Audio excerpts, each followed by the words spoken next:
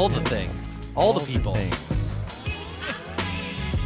Yeah, all right. Looks like the Facebook's Not yet. good. Here soon. Yeah, I don't have to record yet. Yeah. Sharing all the things online. Looks like that's good. Good. Let me open up my command center and see who's joining us right now. Palmer, any single person could get onto this chat way ahead of time. I just happened to get on 15 minutes early. Right. It's not my fault true. that I beat all of you to it. That's true. You could literally go and do first to the next few weeks that we have scheduled. That would be great. Yeah. You just say first to everything we have scheduled. Right? Yeah. Everybody's here. I think we're going to get going real quick. Got the TikToks running. What's up, TikToks? Test. 1, 2. Yeah, live on TikTok on the side, you know. That's how you're supposed to do it. You kind of put TikTok over there so people scroll live and they're like, what's he doing? Oh, he doesn't have time for us. He's doing something important, and they got to go check it out, you know. But, okay, I'm going to hit record. I am recording as well. Rolling. Me too. Audio is so good. We're going to do a sync clap, which will be 1, 2, 3 clap, okay? Okay. 1, 2, 3. Awesome. That seemed pretty synced up, yeah. Good. All right. Funny with all the modern tech, the simple clap. Right. Right? Method to just get all this stuff synced up. I saw a good technique, too, if you're doing your own recordings and you want to be able to chop up your takes real quick. At the end of each set of takes, use a dog clicker. Ooh. Oh, that yeah, big spike. I heard that too. Yeah.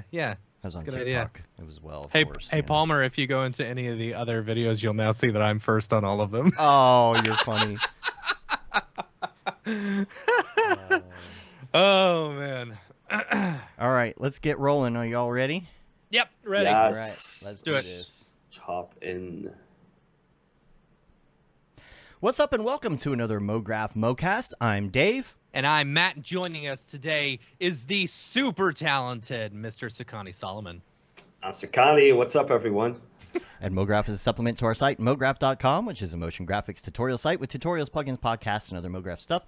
And on the show, we talk about everything ranging from motion graphics to Cinema 4D, After Effects plugins, render engines, doing business, doing taxes, being a contractor, or working for the man. You can email us info@mograph.com. Let us know what you think about the show. Questions, comments, concerns, queries, grievances, artist suggestions, show topic ideas. We're on Facebook, Twitter, Instagram, YouTube, TikTok, and mograph.com. Check us out there. TikTok. Did you see the TikTok I did this week for the camp thing? That was really good. I really Where I almost liked did that the thing one. with the Yeah, fists, yeah. you know, and I didn't. Yeah.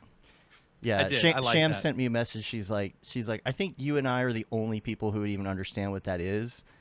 She's like, I No, feel I like get this it. message is for me, you Right. know.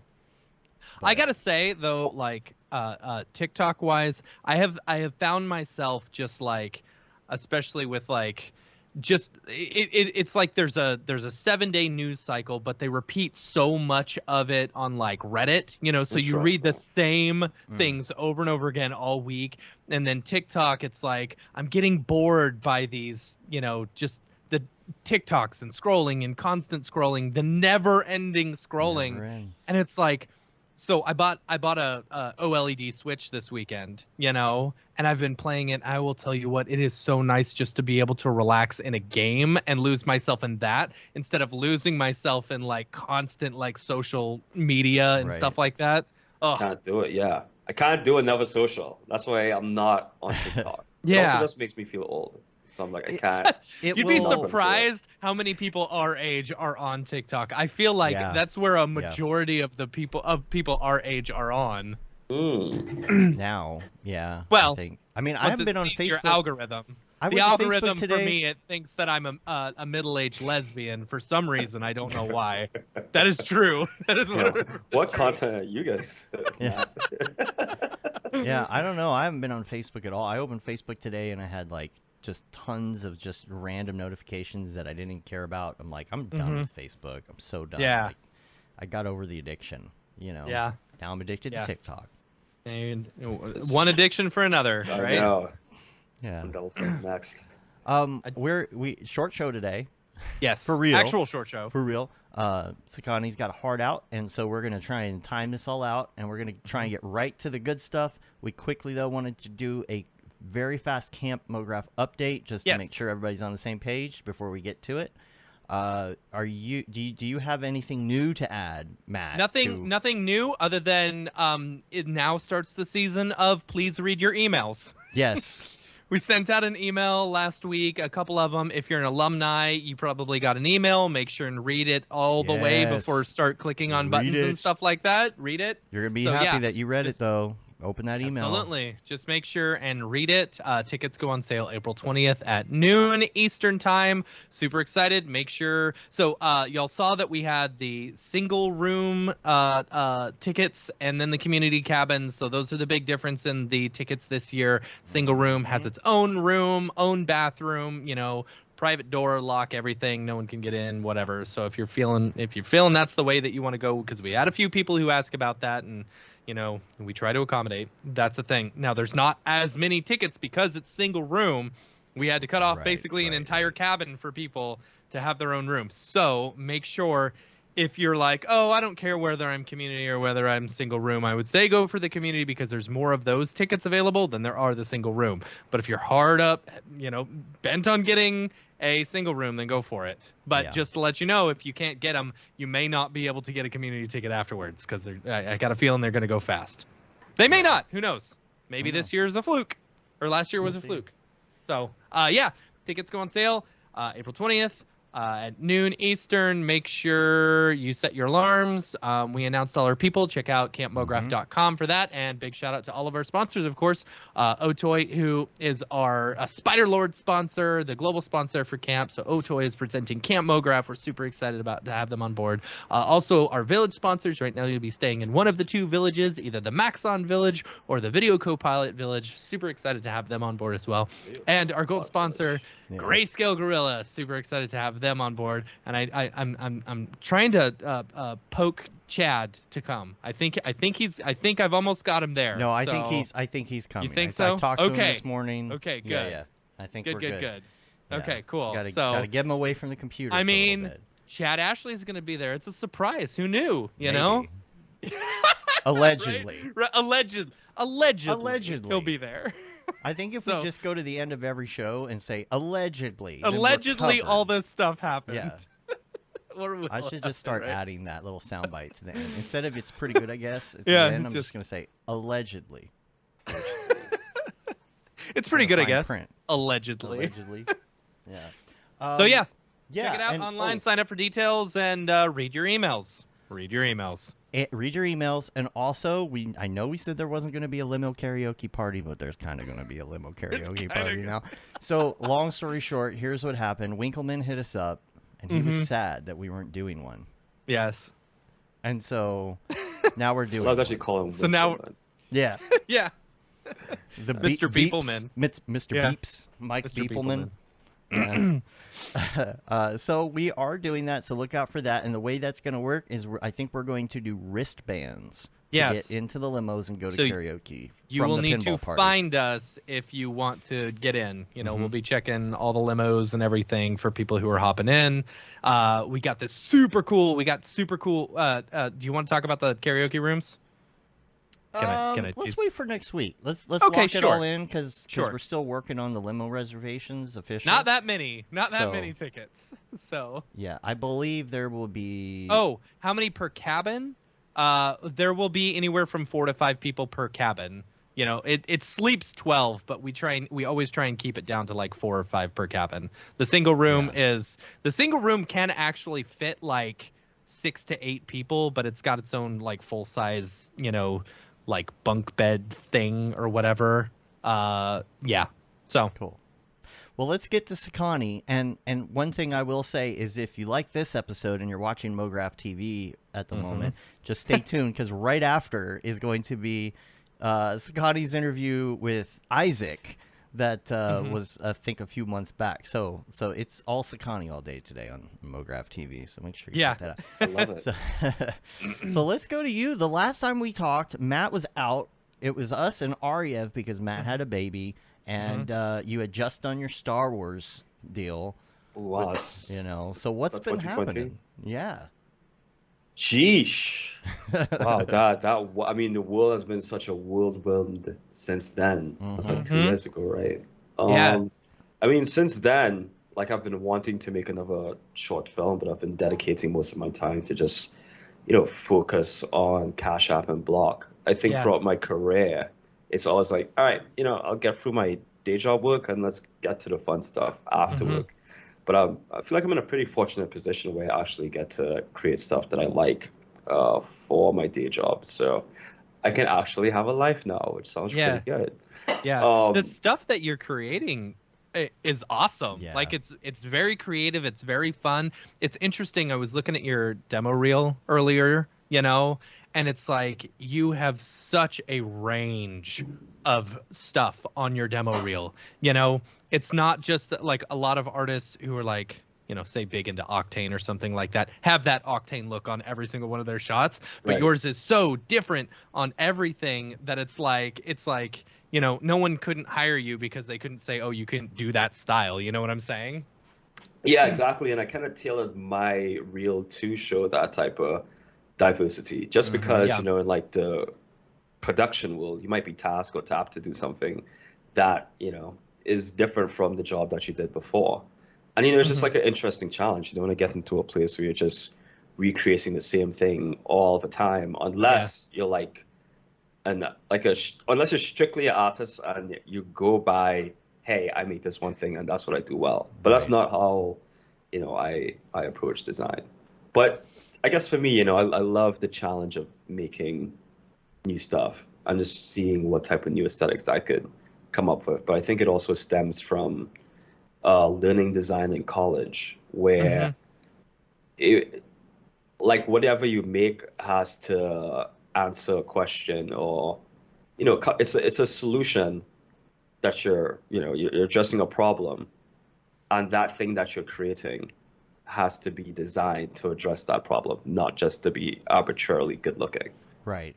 Yeah, totally. The storytelling aspect, and we were talking to some friends. By the way, you have to pop in our Discord channel sometime and say hi. Oh, shoot me the leg. Yeah. Yeah. Get me in there. We generally, I mean, we're there throughout the day. People pop on and off, but the morning time, it seems like everybody kind of gets their coffee and shows up, and it's kind of the cool water cooler part of the morning, right? And so we were kind of talking about you actually, and talking about questions and things, and something that Mark brought up was he was talking about the concepts that they do, and you're creating these, and he was asking me to ask you how involved and how much control you have over some of these concepts, because I think some brands sometimes are afraid to take a risk on certain things, and so how much control do you have over something? Like, are you coming up with the concepts from start to finish? Are there more people involved? How does that work? Yeah. Typically for a lot of the work that I do, I get to conceptualize it and carry it through to final execution. That's super It's rad. fun. Yeah, it's really nice, because this is the difference between working for the client and a studio.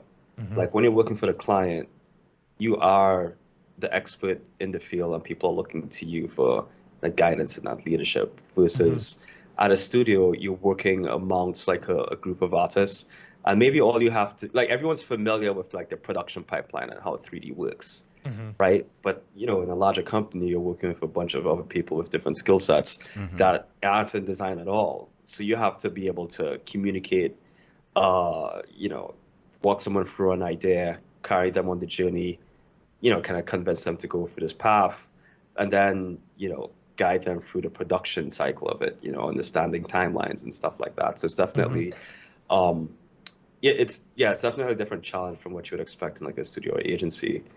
But I think what you get then is your ability to provide more value, because instead of going to a studio, they could come to you and a small team to create stuff in house, which is really nice. But the Cash App brand does allow for lots of creative flexibility, which has been really nice because I've gotten the opportunity to kind of showcase my full range of skill set. Yeah.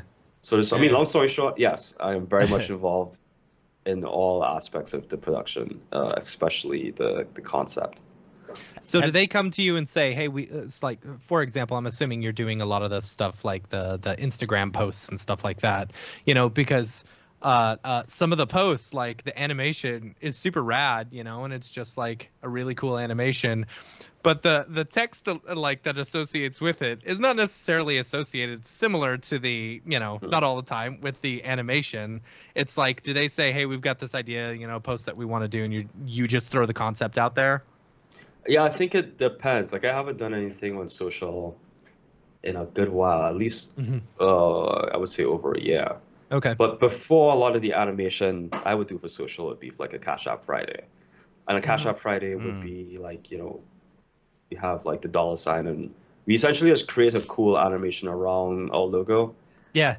That kind of symbolizes like a giveaway or something like that. So for those, that had like a little bit more creative. Is it kind of like what you do with your logo? Because don't you have like the? Let me pull it up actually. Yeah, no, that's exactly it. But then, like we did this connected TV campaign last year, which was like a extension of the rules that we created in the App Store. That had to be like a little bit more conceptual, because then we're talking about the products and app, and it's like, how can we create this in a way that's still like aesthetically pleasing and cool, but still communicates the idea? Or like even when we launch our clothing line, Cash by Cash App, like how do we depict those types of things? Or even like launching a new corporate brand block, like how do you communicate that story using 3D and animation?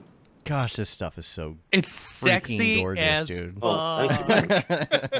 Thank you. Oh my gosh, so good. And, man, they're just so. You've created so much content. Have they ever come back though on a concept and said, no, this is just a little too much, we can't do that, or not recently. No, I don't think so. I mean, like, good.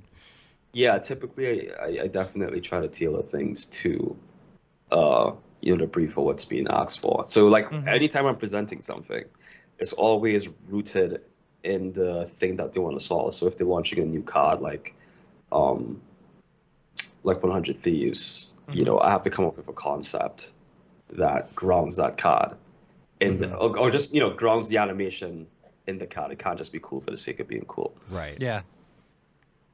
And so can you explain like the hierarchy of it? Because I know okay, you had Square originally, right, with like the Square Reader, and then you had like Block. Square Cash, and then it's Cash App, and then Block is the owner now. Can you explain the hierarchy to me a little, because I'm lost now? Sure thing. Now it's pretty easy, because before you had Square, and then you had Cash App was a subsidiary of Square. But now you have Block on top, and then you have Square, Cash App, Tidal, Spiral, and TBD. So there's like these different business units all under the Block brand. Okay. So kind of like Alphabet or Meta or something, where they do like an umbrella, right? Yeah. Yeah, exactly. Yeah. So let me ask you this. So, I thought it was weird. No offense. I thought it was weird that it's like Sekani went to go work for like Cash App, versus like, oh, Sekani went to go work for Marvel, or Sekani went to go work for like one of these other like big like studios, or Sekani went and started his own studio. Not surprising. It's like of all places, and you've been there a while, which it must mean that the work and the value and like the stuff that they're giving you is very fulfilling. You know what I'm saying? Yeah. Like, I think I remember even going back to Imaginary Forces to visit a friend, and I was telling him, oh, hey, I look at Cash App. I was like, oh, yeah. Yeah. Why would you do this? This doesn't make any sense. But for me, it's always about where can you provide the most value, and who is able to, leverage that value and compensate you as well. Yeah. So like when you think about the traditional I guess, agency studio model. You have your client, you have your agency in the middle, and then you have like the studio. Sometimes you have the client and the studio. And every tier you go down lower, like money has to filter through a layer to get to that person. Right. Yeah. So I remember thinking that, even back from my days at Imaginary Forces being like staff, I would see freelancers come in.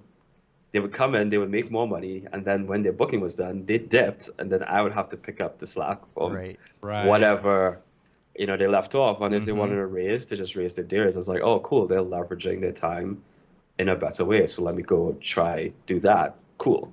Then I had the opportunity to work at Apple, and I think that really, I did a freelance gig there. That really kind of opened up my eyes, like a whole different playing field, which is tech, that I think more and more people are starting to migrate in. Yeah. Just because the rates, larger day rates, larger compensation in general, but also when you're looking at the client, you're providing more value, because then you're having you execute the work versus paying a studio to do it, which, in turn is saving them a good bit of money.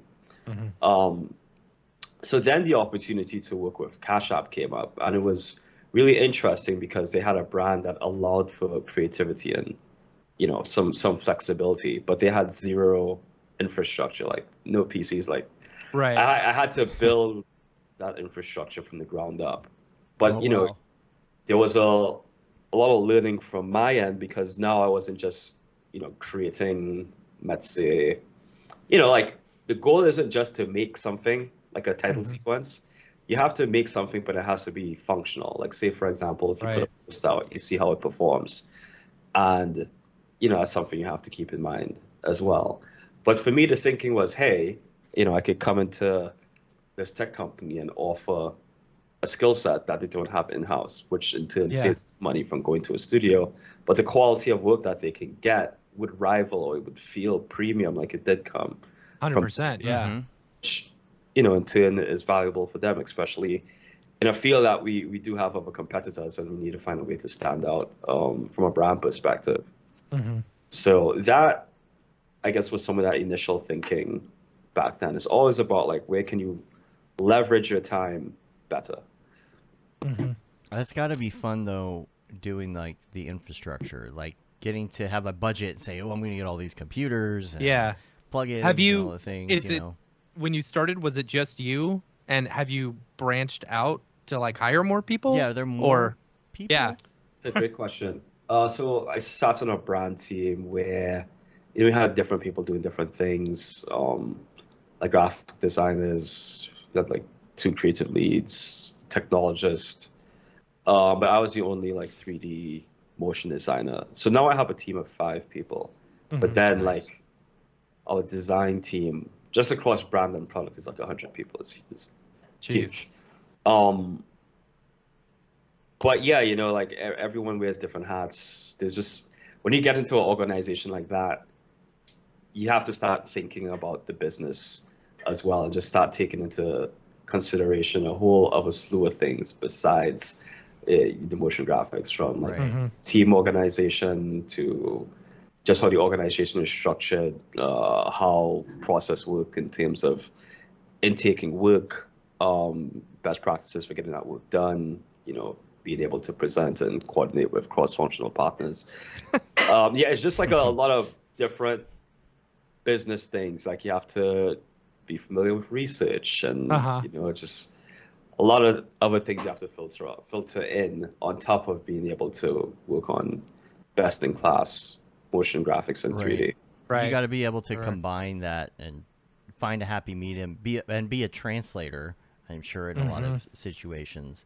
And then, like, when you're coming up with these concepts and things, are you able to, like, do you have time to do like R&D? Do you do like experiments and throw them at anybody, or do you just do it for yourself, or do you have time even to do experiments? I think it depends on the project. Usually, no. So I have to be, I guess, very intentional with my process and be like, this amount of time to get this design in a good place, because I need to move over to the next parts of the process to get that done. So yeah, I mean, it ebbs and flows. Some projects I have like weeks, some projects I have months. But months might be 2, 3 Right. at max. How many projects are you working on at a time? At any one time? Depends, like, because some projects I'll be on in different capacities. Right. So some will be oversight. So I'm probably on like 3 or 4 projects right now. But again, in just different capacities. Yeah. There's so much stuff when you look at your reel too. You have a lot of cloth. You've got a lot of threads and hair and all these very detailed, intricate textures and things. Is there anything recently that you've been messing with a lot that's really like helping you push forward in design, or are you Cinema 4D and render engine of choice all day, or have you been like moving into other areas? Man, I haven't really had the time. It's so tricky now because there's so much more 3D to look at. Yeah. That people are getting used to things. So Yeah. oh, remember back in the day, like all these sick Man V Nike ad stuff, like that even is becoming a little less impactful. Yeah. And I think it's because I think a lot of the stuff they did worked well because it was rooted in the idea and it helped the story or like whatever they were presenting. And like now the way we even ingest the work, like we're scrolling, we see something, we kind of move on. And like sometimes if it's just like a cool effect, but there's no kind of tie-in or it doesn't like help to push forward the idea or story, then for me at least, it's cool, but it's kind of like I've seen this, and I think what I've been putting more emphasis on is design. So not like learning a specific tool, but how can I visually design a scene so it feels different or it solicits something or it pushes forward a idea. So there's nothing specific I've been like honing in on from like a technical perspective. Like I used to try to do Houdini, but I was like, yo, this is taking so much time just to figure out how to get this to work. And what are people going to care about more so, like the design of it and the idea behind it, or like this really cool effect. And it's just for me because I'm doing so many different things that it's difficult for me to, I think, learn Houdini right now and have a life. Right. Not, Yeah. And that's again, I think more so because of what my role is developing into, which is kind of like someone who can conceptualize a project or guide a project, but also work in it as well. So I have to really be intentional on how I spend my time. Yeah. Yeah, That's and cool. one of the things that I think I've been talking to a few people on Discord about lately is that, I mean, there's still a barrier to entry in this field, but the barrier is lower in that, like, if you have your 3D program and your render engine, and maybe some model packs and a couple other things, like, you're kind of set to start art directing something. It used to be more of an ordeal to get to a certain point or make something look pretty, or and that could be why some of these places back in the day were really the standouts. They were the only ones who can do it. Now, like, back in the day there wasn't Octane with GPUs and you couldn't knock out a render in like People 15 have minutes. no idea. No idea. but You kids these days. Yeah. I used to have a PDF when I used V-Ray. Yeah. Like, Oh yeah. Yeah. double check my settings, like make sure this is all good. Y'all know the struggle. And it's there is more noise, so to speak, but like it is nice because people who have the brain to be an artist can just be an artist and not have to learn Houdini, and have all of those pieces of software and assets at their disposal, which is really nice. So you can just jump in a scene, put some lights in there, art direct something, and get down to art right away, as opposed to how do I set up the sim? Hold on, let me watch 4 hours of tutorials first. You know? Right.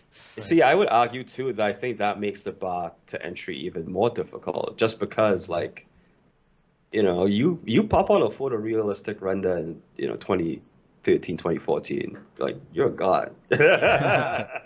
Yeah. You know what I mean? Now it's like you could assemble a bunch of Megascan assets. You could make a very beautiful scene a lot more, simply.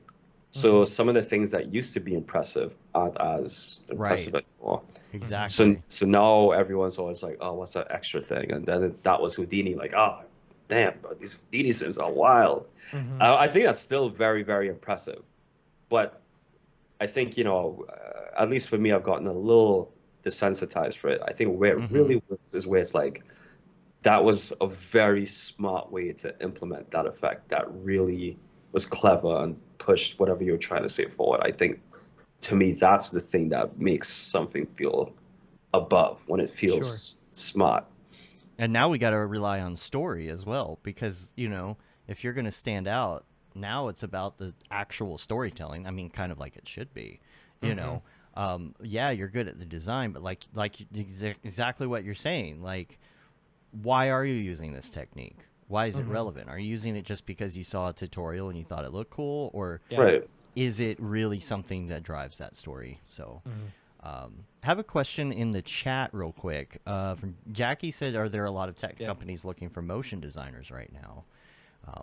Yeah, going back to you so. saying, working for Apple and then moving over to Cash, like it would seem like there are a lot of tech companies looking for them. You know what's funny? Like when I was at Apple, it was interesting because there'd be all these superstars in the industry, and then they just disappear. I'm like, where'd they go? I'm in Apple, like, oh, you're here? Wait, you're here too? I'm like, oh, wow. So a lot of people were just kind of like secretly making this transition and, getting the bag. But I think what you get too is like some really good work-life balance, at least when I worked there. I would leave at 5 most days, and you get there at 10. And I think if you're really keen on making personal work, I think that allows you to still have the time to create some cool stuff. But I think companies are hiring. I think though it might be a little bit more difficult to get in as junior talent, just because, especially if it's a newer company that's scaling, they kind of want people that could take care of it, because they're not experts in this field at all. So whoever they hire, they're going to look to, at least initially when they're building out this team, and as that team scales, I think they'll kind of allow for more junior talent. But also, I always advise anyone that's getting into this field to start at a studio. Go to the place where you learn the most. Do not think about the money. Just don't get screwed over. Once you don't get screwed over, I think that's good. Just go anywhere where you could learn. Like I started Imaginary Forces and got to learn from guys like Jeremy Cox, like legends. And that was really pivotal in my just learning process. Yeah, that's definitely true. I mean, if somebody has never worked in the industry and graduates college and is like, I'm going freelance right now, it's like, okay, well, maybe you're a badass artist, but are you ready for all the things that come along with that? I mean, you can create some beautiful Instagram posts, but can you actually follow direction, Or not even that, but can like, you are hit a you ready deadline? for the taxes and all the other paperwork and everything that comes along with it? The finger thing means the taxes. That's something to consider too, and maybe you'll learn some of that if you go to a studio first, besides, the obvious part, which is learning more about the art. But well, just feedback. I think that just builds that backbone to understand that, hey, this isn't personal. This is all in service of the work, and if you're getting feedback, it's to improve it, and also not to be as precious with things. At the end of the day, you're making something for a client, so you have to have a certain level of separation. But that doesn't mean you can't be passionate about it either. I've even tried to teach myself that in my own work, because you'll get to a point with a piece of something. Say you're doing a daily or something, nice, something simple, right? And then you get to the end of it, and you're not 100% happy with it, but you're like, oh, I'm just going to post it, right? Yeah. Well, being okay with the fact that it's not okay or not perfect works kind of two ways, right? Like you can say, okay, I'm just going to post it because it's a daily, it needs to post, and that's fine. But there's also a part of me that has to be okay with starting over. Let's say I have a scene and it's just not working, and I've adjusted all the camera aperture settings and tried all these different things with the lights and the samples and exclusions and inclusions, and like I'm not quite happy with it. Part of me would want to post it, and part of me would just say, hey, you know what? Delete all of it. Delete the lights, delete the HDRs, delete all this stuff, start over. And let me tell you, I've done that quite a few times recently, and being okay with the change and just saying, you know what, it's okay to start over on this, you know? Yeah. It helps me with client stuff too, because I know the clients are going to say, hey, you know, I think we should change this, or we should start over on this, or do it a different way. Yeah. It helps me to be okay with change. It's hard to take the change. It's hard to take criticism too. And it's not even like, criticism's usually not even bad. It's just a suggestion or something. Yeah, and I love that you're saying, you know, like if you put your 100% into it, and you keep on messing with like an animation until it's actually absolute perfection, and then you send it off to the client and they change it. Right. It's like you're gonna take that really personally. That used to happen. There was a guy that Dave and I used to work with, you know, mega talented artist, right? Super talented artist, but he would spend so much time on all of Dave knows who I'm talking about now. He would spend so much time working on stuff, and I'd be like, "Oh, cool, you're almost done." And he goes, "Oh no, I got to do this and this and this and this," and I'm like, "Why are you gonna add all that extra work for yourself? For one, like, no one but you is going to notice it, and two, we got a super shitty boss who's just gonna shit on it anyway, you know." It's like, I don't know. Yeah, I like that. One of my first jobs was Domino's Pizza, so I was all about speed, right? And then the first like studio job that I got was working for like a really crappy mom and pop studio where anyone off the street could come in and you could edit, and they're paying editing wages out of their own pocket and stuff, and so we always tried to get them out as fast as possible. So I became almost a factory myself to try and get it done. So I learned very quickly not to take things too, not take things too personal or whatever. Just be able to get it out. The hardest thing for me, it's not really about somebody changing something, right? It's about the technicalities of it, right? So like if somebody presents you with a list of changes, I imagine by now you're probably pretty callous to like somebody sending changes, right? They're going to send you changes and say, hey, you know, we want to fix this light or change this color or whatever.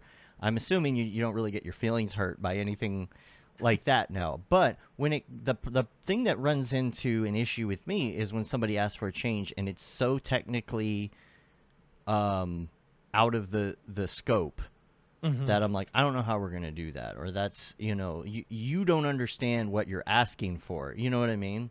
Right. Do you have to deal with people saying, oh, well, why don't you just make it do this? And you're like, you understand that that's going to take like 7 days and 10 people, right? And 15 servers. It's explaining that. It's be like, look, we can do this change, but this is what it's going to do to our production timeline. And it's going to implicate the project in this way. If you're comfortable with that, we can do it. Or if you think it's a bad idea, this is why you walk them through that process. Like, this isn't the way to go. This is why. If they still want to do it, you just explain to them the implications. If they're okay with it, then they do it. I mean, ultimately, they're paying for it. But I typically don't run into a lot of that to the point where it feels that drastic.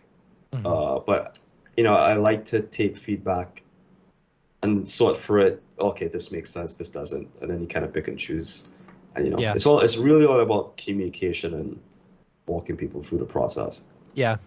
And you have understanding people working with you, it seems like, as well.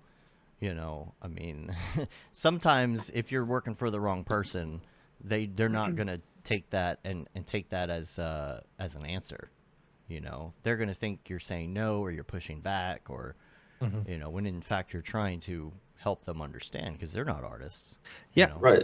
And the other thing too, because I don't typically work in like a client artist type scenario. Right. It's like, if you're on this team and you're coming for us to solve a creative problem, like that's our realm. You know, we'll work with you, you know, we'll get feedback and stuff, but ultimately it's like a partnership, but you're going to need to trust us because this is our domain. The same way like we wouldn't dictate how you build your product. Right. Right. So it's kind of different in that sense. This is like a straight up client where they're coming to you to just do this and you know, they get the last call. Hey, Yeah. puppy.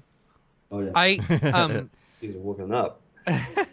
I would another thing that I was gonna ask, you know, because you were one of the first motion designers, so you basically, you know, they brought you on to basically, I would assume, basically build out an internal studio for them to be able to use, correct? Yeah, that was the initial idea.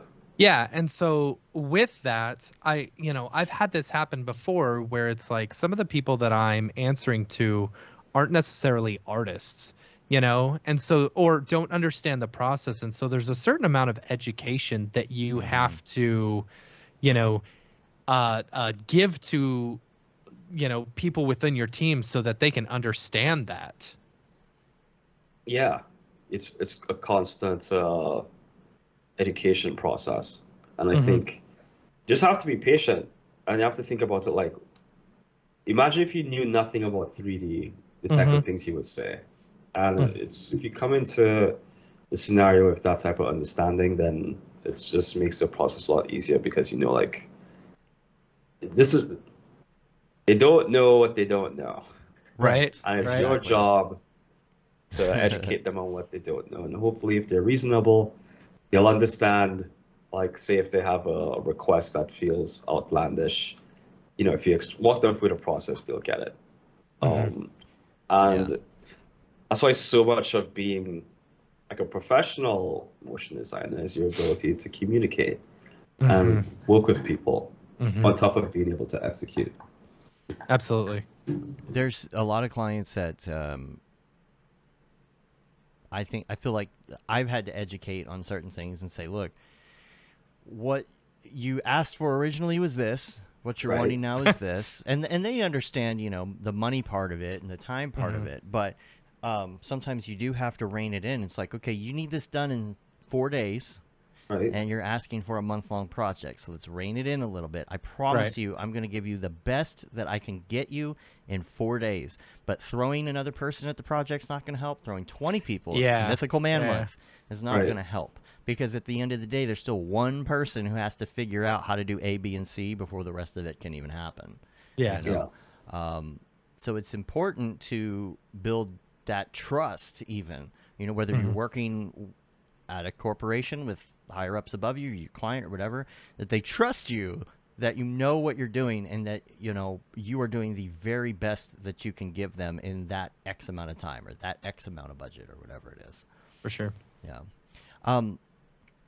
We got about 15 minutes before we go to the drop, and I wanted to see if you wanted to maybe talk to us a little bit about what you've been doing in the world of maybe investing, saving, that kind of thing, because I see you talking about it a lot. And I wanted to know if you had any advice for us on what we need to do. Yeah. Sekani, teach us how, as a motion designer, we can retire without, you know, hitting it rich like people did. Yeah, well, I will preface this by saying I am by no means a financial advisor, so allegedly. Listen to me Allegedly. at your own risk. But I'll say what I do that's been helpful. At a minimum, I think, you know, it's just maximizing your 401k. I hired a financial advisor a couple of years ago, so that person kind of dictates specifically like what I invest in my 401k and stuff. But you start there because you want to get this idea of compound interest or compounding in your head. Because, you know, every year you get 5% or 10%, and then it's like 10% of a bigger chunk every year as time goes on. So at a minimum, you know, your 401k. Then if you want to get to more investing, safer bet as like a Vanguard ETF or a different index fund, which essentially takes stocks from a specific index and, you know, buys the entire thing. Then from there, I mean, what I've done, I kind of mix everything. 401k, a bunch of different ETFs and indexes, and then individual company stock. Most of my investments are in stock and crypto. So then I'll invest in different specific companies. What's your favorite? Oh, Matt's those taking chip notes. companies. Which man. one? Which one? Yeah. Anytime you got an extra $100, Nvidia you're has like, been oh, great. throw it in there. Yeah. It's been great.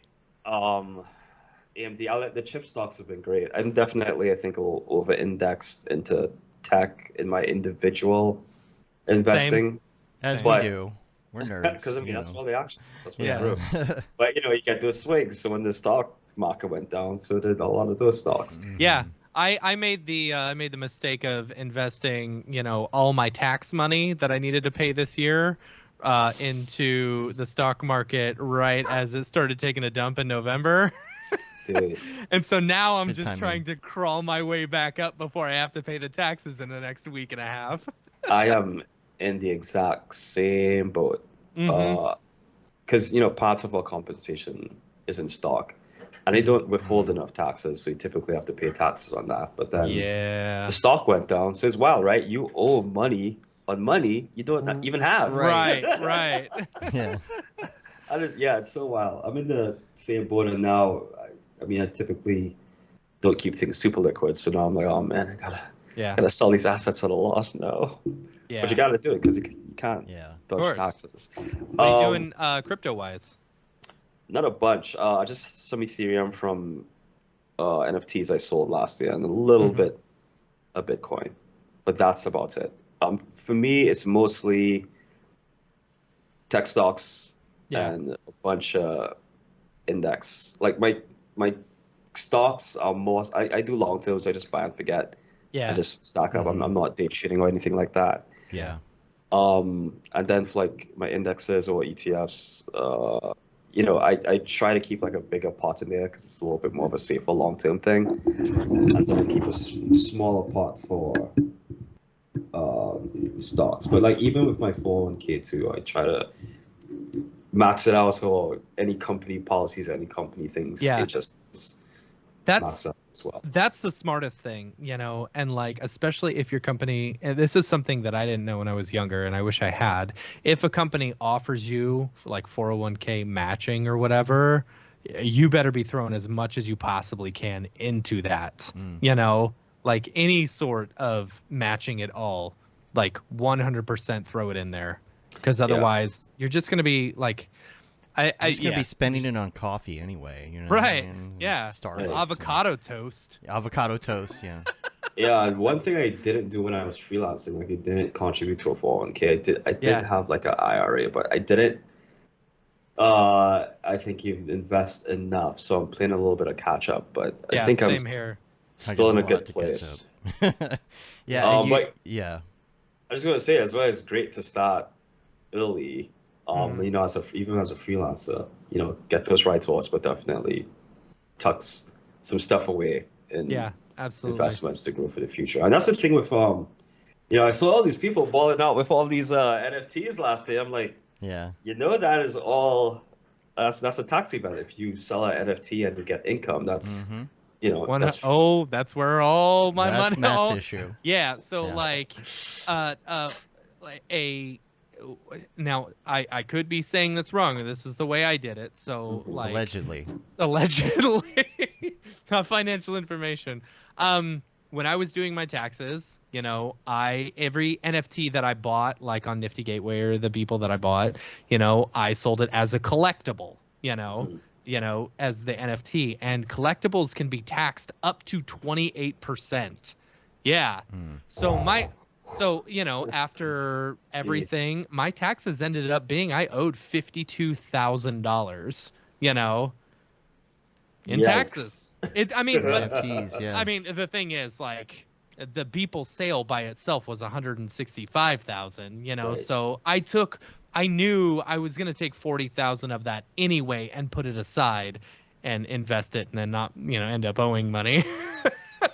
But yeah. It's you know, definitely so- not a mech. You're gonna have the government's gonna be watching that. right, Yeah. exactly. Yeah. Yeah, and you think you're slick, you might get away now.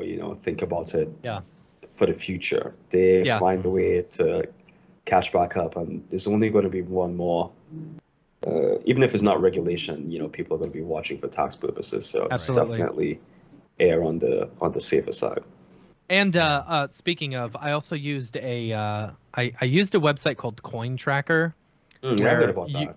Yeah, I used Coin Tracker, so it'll link automatically with your Coinbase account, and then you can input any like wallets that you have in there, and it'll read all of them and then give you your printout for all your tax purposes and stuff. It's pretty great. It does cost. It cost me like $180 to do it, but still, to not have to go through every single transaction and figure out whether it's a plus or a minus. That's a lot. Yeah. So definitely, I need to continue working on my saving. I saw something you posted, and I don't want to misquote it because it was a long time ago. But I think you had gotten a car or something, and you posted on Facebook, like, I got this car, but look, I saved all of this money, and what else did you say? It was, paid off debt or something like that. Yeah. You had something really good to say about it, and I wish I would have looked it up ahead of time. Yeah, I mean, like, I wouldn't have bought it if I wasn't in a financial place to do it. Mhm. And that's the thing that's important. Like, I would never stretch myself to flex or something. It's something I always wanted. And right. like, I talked to my financial advisor about it, planned for it, so it didn't really have that financial impact. And it's about planning when you want those types of things and being, at least for me, strategic. Like, the last thing you want to do is put yourself in any type of jeopardy. Yeah. Yeah, you don't want to be in debt over a car. Yeah, for sure. The amount of years I have been in debt over a car, Yeah. Yeah, and fortunately, for one, the reason I bought it is that it was an insane deal, and now it's appreciated. So it's actually right. And I bought it for, so I could just sell it, and it's like I've been driving the car for almost 2 years for free. Yeah, minus the gas. Yeah. I was hanging out with James Ramirez a few weeks ago at the LA event. LA event. Yeah. We were going to the Otoy party together, and I was like, "Hey, can you give me a ride?" He's like, "Yeah, sure." So we walk over. Hey, it's got a freaking Corvette, and I'm like, damn. Yeah, and I'm like, Yeah. This is your daily driver? He's like, yeah, this is my daily driver. When I bought it, it had 6,000 miles on it, and the guy was really upset that he found out it was going to be my daily driver. Oh, wow. And I was like, I haven't ridden in a Corvette since probably 2001. And he's like, oh, yeah, that was actually the first Corvette that he got. And, it actually had, so it was very interesting because once he pointed this out, I'm like, okay, I may end up getting a Corvette now. Trust me. But you don't want early 2000s GM cars. Right, I'm gonna okay. stop you right there. So he said, the one that he bought, it was older. The first one that he bought was older. It was a 2001, and it had 80, 90,000 miles on it. And he ended up only buying it. It only cost him like 15 grand. Yeah, that's great. Which is, that's how much I paid for my freaking Ford Focus back in 2005, right? And it's like, okay, you can either spend it on a really awesome car or you can spend it on a really crappy car, like I did. Crappy new car or awesome old car? Crappy new car or awesome old car, right? Yeah. And he's like, yeah, and he drove that thing for like 70 to 80,000 more miles, and when he sold it for $8,000. So it only ended up costing him $7,000 for the whole car. It's pretty good. Yeah. Right. It's like that's a pretty good investment right there, I would say, versus my Ford Focus, which I paid $15,000 for, and I sold for $1,000. Were you upside down? Oh, I was upside down the whole time. Yeah. I rolled that car into another car, and then that car into another car, and then rolled that car into a ditch. No, and then I got Beeple money, and I finally paid off all my car payments. There we go. This is the thing too. Like, I remember going into this tangent about like the supercar market, and apparently, a car will hit its depreciating curve and then plateau, where it goes to a price and it typically doesn't go any lower. Like, say for example, I'm not sure if this is the case for the Lamborghini Gallardo now, but it like bottomed out at like, I guess, 90K to 120K. And you could buy that car, drive it for a year or two, and sell it for basically the same price. Yeah. Because it's on the bottom of its curves. And in there's cars like that where, you could drive these exotics, you just have to pay them monthly. But when you want to return them, you could. Yeah. Yeah. That was when we were in Canada hanging out with Deadmau5. He had sold his Lamborghini, the Lamborghini that he had with the Nan cat on the side. Yeah. He had sold it while we were there, and I was really surprised. He's like, "Oh yeah, I made money on that. I didn't lose any money." Exactly. Like that's crazy. That's why I'm holding on to my 35th anniversary edition Camaro that I bought in 2001. Yeah. Brand new off the lot, and it's still sitting here because I'm like, one day it's going to be worth more money. Yeah. No, I think you probably hit that plateau, dude. Yeah, probably. Yeah, I don't know what it's worth. I mean, it's not, the third Dodge Viper ever made. Oh, that's Dave right. gets that joke. I get that joke. Should we go to the drop in the interest of time? We gotta keep this train rolling. We're talking investing and stuff like that. Let's go over to the drop. Let's do it. Let's do the drop. Drop. Is this the fucking mic? Drop. This is exactly what I should be doing. What's up, and welcome to this week's episode of The Drop, your weekly source for all things NFT and crypto art, as well as upcoming drops by notable people in the Mograph industry. I'm Matt Milstead. Joining me, as always, is Dave Costin. Joining us this week, Sekani Solomon, amazing artist, incredible artist. I wish he'd do more NFTs. It's been a little bit since he has. I know. Busy. Yeah. Let's you want to go get into this week's? Yeah, let's just do the main drops. Nifty hadn't updated their stuff. They only had a couple days, but actually Maker's Place has a lot of drops this week, surprisingly. Where the heck is my drop list? Mograph Live, there it is. I can name it too. Okay. Yeah, I'm in Notion and I'm like, where is everything? Okay, first up, let's go to today, April 4th, Gold Weird. One of the very original artists on Nifty Gateway from a couple years ago, did the little crystal characters and stuff like that. A couple years ago. You mean like 11 months ago? No, what? No. Oh yeah. This whole explosion was only like a year ago. Yeah. So Gold Weird was one of the first people to drop on Nifty, and so they're doing a drop today, which is cool. And then the next one, this one is killer. I think the work. So Rinzin and David Gao, this stuff. I saw this one, and this one was my absolute favorite of the day that I looked through.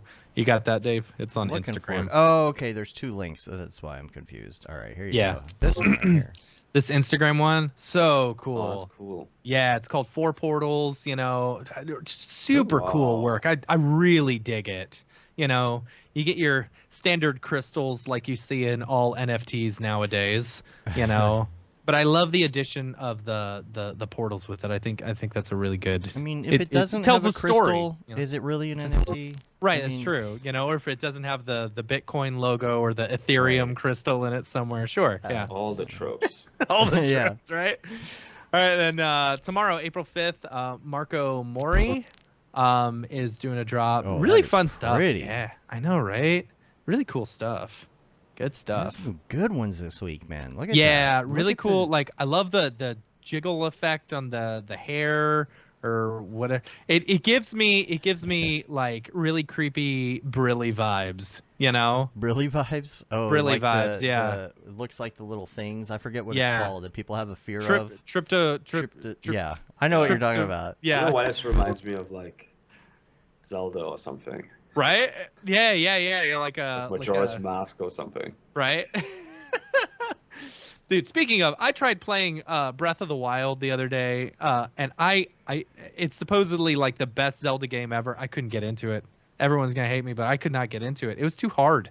Give me some Animal Crossing. Give me some Pokemon Arceus. I'm good. I haven't played Zelda in a minute. Yeah. It's been a while. But yeah, I just don't have the patience for those types of games anymore. Right? Yeah, right? I know. Pokemon Arceus is great. I really like that one. That one's open world, you just throw Pokeballs at Pokemon and Arceus, is that a Greek Arceus thing? Arceus? No, it's the name of the Pokemon god. Oh, okay. Arceus. Well, yeah. Kind of sounds like it. Yeah. Greek All god. right, Speaking of Greek.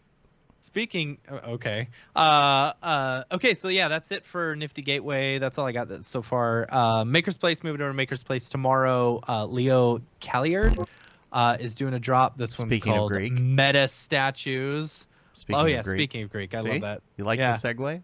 It's like Greek statues with VR helmets, or like there you go. There's your typical There's your Bitcoin. Bitcoin, There's yeah. your Bitcoin. Yeah. Pretty work, of course. Yeah, absolutely. But I like it. I think we're only going to ever get collectibles now. I don't know. No. Okay. So as far as NFTs go, no. I think the term NFT, and this is just my personal opinion, allegedly. I think the term NFT is probably going to stick around with art, and people will always see digital art, being sold as non-fungible tokens, whatever, on a smart contract is always going to be, seen as NFTs. And these collectibles as well, they're NFTs. What's going to happen is a big company like Nintendo or Sony or Xbox or whatever, some video game maker, probably, what they're going to do is they're going to rebrand NFTs, and they're going to call them like digital assets or something, right? Digital assets. Oh, you can download your digital asset. You can have your own wallet, or they'll change it, or your own vault or something like that, right? It doesn't sound as scary that way. It doesn't sound as scary, and it doesn't sound like crypto, and it doesn't sound like NFTs, but basically it is the exact same tech, they'll say, look, you've got these digital downloads that you can buy, and then you can play across all sorts of things and blah, blah, blah. It's the same stuff. And what you can do is, since it's written, since it's in your wallet or whatever, you can resell it, blah, blah, blah. Right. It's basically using the same, tech that NFTs is using. They're just rebranding it as something that doesn't sound not scary. It doesn't sound so crypto bro-y, because I think that's one thing that the NFT side has, a big negative. You get these people, hey friend, GM, everyone, and it's like, no, dude, like that's whatever. It's very. I'm gonna ape into this. I'm gonna talk talk about NFTs. Yeah, it's like this is the thing I don't get, right?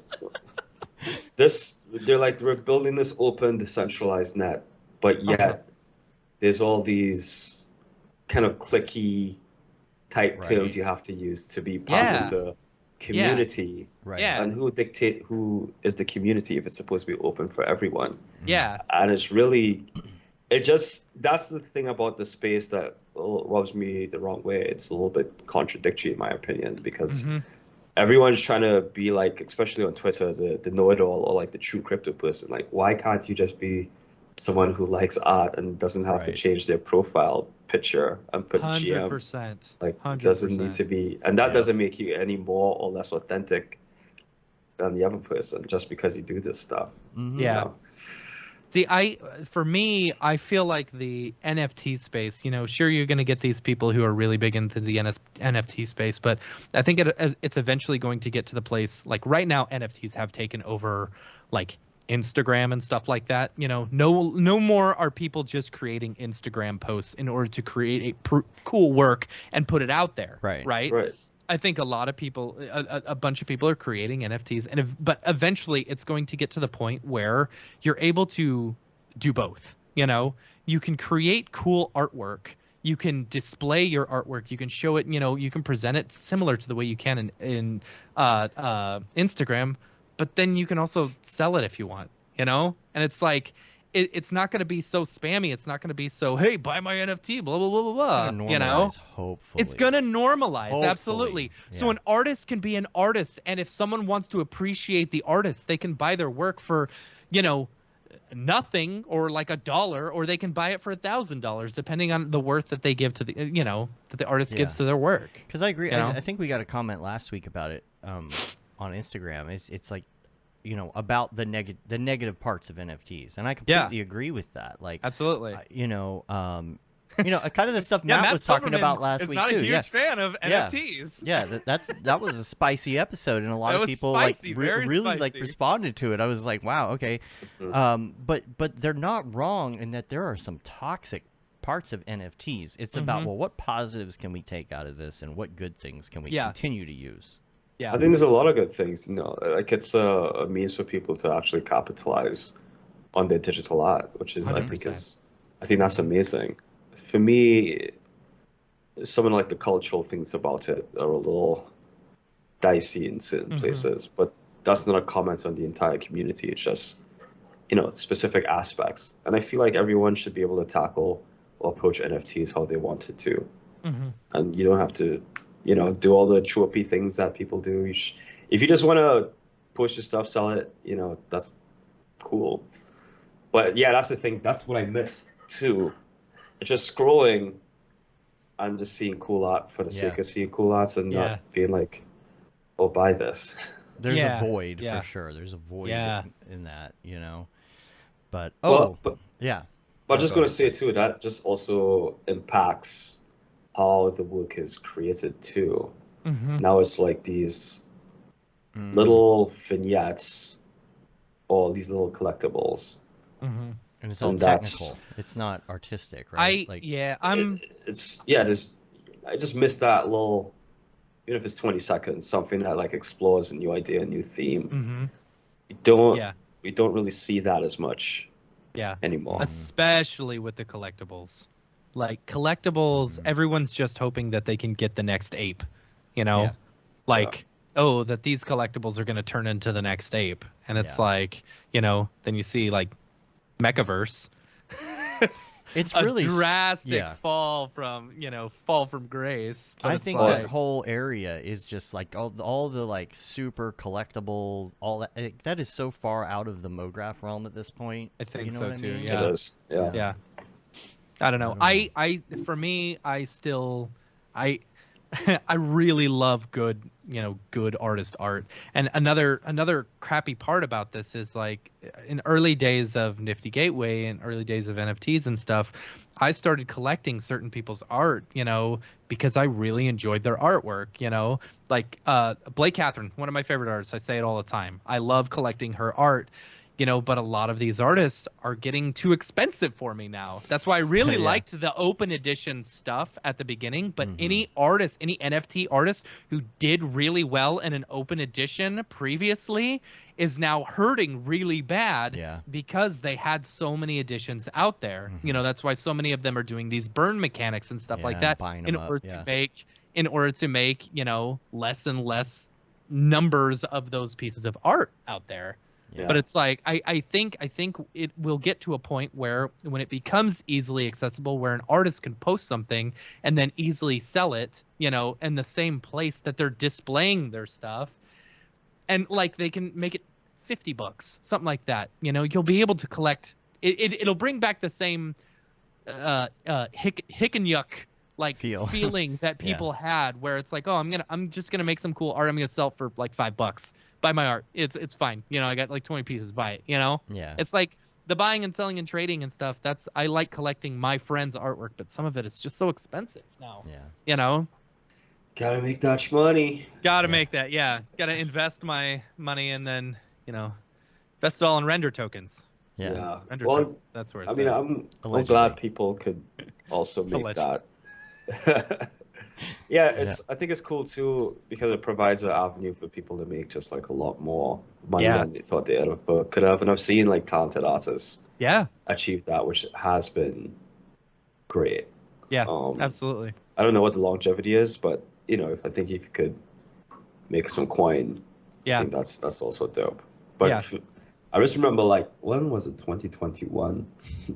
It was just so wild. Last year, this time. Oh my gosh, it was in full hype mode, and you start questioning your life. It's like, oh man, if someone could just make all this money doing NFTs, like, what are you doing? Yeah. But it's all about, I guess, longevity, and I think if you could make a career in NFTs, that's amazing. But if you didn't want to do that as well, being a professional, still consistent, you get work until you don't want anymore as well. There's a lot of work out there right now too. Yeah. I mean, you've got so many people retiring, all these big companies, needing help and stuff like that. It's been missing artists because they all went off to do NFTs. Absolutely, that's another big thing. Like a bunch of these big name artists went off to go do NFTs, and it's like, that left a lull in our industry. It's like someone's got to fill it. Yeah, I'm totally fine it's all right. with filling that hole. Yeah. Like I've been, staff at a cash for like, I've been there since 2018, and studios still hit me up. Yeah. Like, Yeah. I don't freelance like that anymore. But Yeah. if there's a demand, they're gonna reach out. Yeah. Totally. Matt, you got 2 more of these. Got 2 more. I'm excited about this next one, by the way. I'm so excited. Yeah. Yi Ying Lu and Block Show doing a thing for New Kids on the Block. Oh, yeah. Oh, maybe that's the name of their thing is New Kids on the Block. Oh, Maybe I thought it's it was not for with New Kids on the Block. Yeah, because I'm looking at it. I just looked at the title, and it's like got the little icons, and I'm like, oh, okay, these are just the New Kids on the Block. It's not New Kids on the Block. That's a shame because I thought it was because they have their new like. Oh yeah! new If y'all haven't single. heard that new Kids on the Block song that just came out a few weeks ago, it is fire. It is so good. It is so good. Yeah. All right. Last one we got is on the 7th. Jonathan Nash is doing one called "Playing the Market." Yeah. Hodl. This is pretty. Pump it, yeah. I mean, it's your same typical NFT Right, all the tropes and yeah. stuff like that. A little play off of it, like It's funny. Fall Guys. That's what I see. It's good work. It's very pretty. Guy-ish. Yeah, It's super pretty. totally. But yeah, so that's the last one. yeah. And that's all I got for the drop. If you or anyone you love is doing a drop, feel free to email us info@mograph.com. We'll show it on the show. Totally. Oh, we almost missed him. Oh, Hey, almost Matt. made it. Hey, How's it what's going? up? What's up, Dorby? Yeah, I almost didn't make it because I was at the flea market. Oh God. Sekani, I wanted to come work with you at Square, but I only run in circles.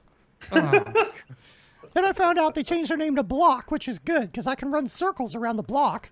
Oh, bars. so bad.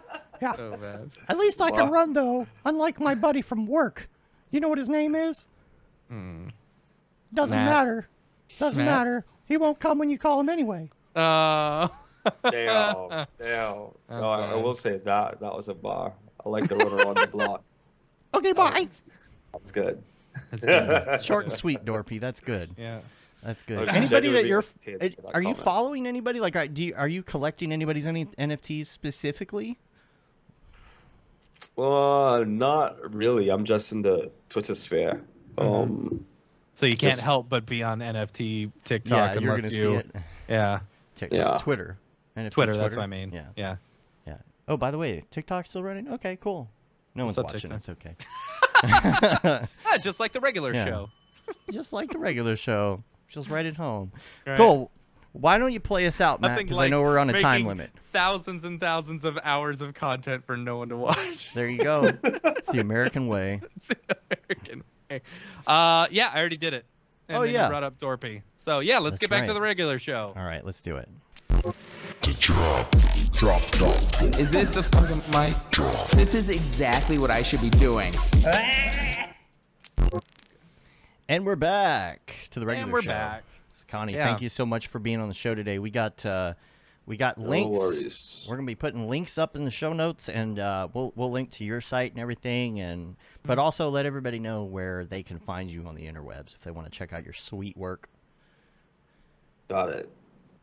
Are you My Instagram? just Are you still right now. Instagramming? Yeah. Vimeo.com/Sekani. Yes, I still use Vimeo. Yeah, I know. I'm not ashamed to admit it. At Sekani_Solomon for Insta. At Sekani_Solomon. Twitter. Okay. I'll make sure to put that in the notes. That's gonna be hard to remember. Yeah. Yeah. Cool. You got this, Dave. Oh I believe. no, I'm lying. It's just at Sekani Solomon for Insta. Oh, don't see, even I know need to my link it. handle. Jeez, I'm the worst. Oh, that's funny. Dude, thanks so much for like hanging out with us. Like, it's been too Yeah, man. long. Like, we're jonesing to hang out with you in person again. Yeah. Like back in the day. Yeah, Chad hit me up. He's like, "You not coming to NAV?" I'm like, "Damn." Yeah, everyone's super pumped. Now you gotta Pump for get cash to pay for that. Be like, hey, There you go. this is research. I really need you. Yeah, R&D Plus that's mental not a health. bad idea. plus Yeah. mental health, Plus right? mental health. Yeah, Yeah. I think it would be great one day too if you could, start presenting some of the work that we're doing. Yeah. Yeah. Formats Yeah. and Yeah. everything. When you were in New York with us a couple years ago, you showed off that cloth stuff that you did. I think it was Marvelous Designer, and yeah, I would love to Yeah. see more of what you're doing with some of this stuff. Oh yeah, that was a cool project too. Yeah. Cool. We're going to get out Cool. of here. You can rate us on iTunes, leave a review, subscribe on your podcatcher of choice, help get our ratings up and things. Subscribe to our newsletter. I think we got one going out. Did it already go out? Is it going out this week? I don't know. I haven't looked at it. I should probably do that. You can say you've been there, done that, got the t-shirt with the Mograph logo tee, Paul Babb, Fuel the Bab 2020 shirt. All the profits from that go to Doctors Without Borders. Get yourself one. Render Things t-shirt, hoodie, long sleeve tee. The Mograph blandishment shirt, and of course the That Render is Fire shirt, which you are only allowed to wear, ironically, unless you're Shams, Yeah. because she says fire all the time. You see, that's the joke. That's the joke. Yeah. Oh boy. And we're Pup's on. coming up. Oh, Pup's there's coming the up. pup. Oh, look. Oh boy. It's the other Oh. Dorothy. Oh man, There we the go. other Dorpy. I forgot to put him up before the show, and this is the first podcast that he's actually been able to sit through. That's Nice. funny. He's normally in his crate, aren't you? So And, excited. Yeah, that's about it. We're on Facebook, Twitter, Instagram, YouTube, Mograph.com. Thanks again for being on. Till next time, I'm Dave. And I'm Matt. I am Sekani. Have a good one. Later, yo.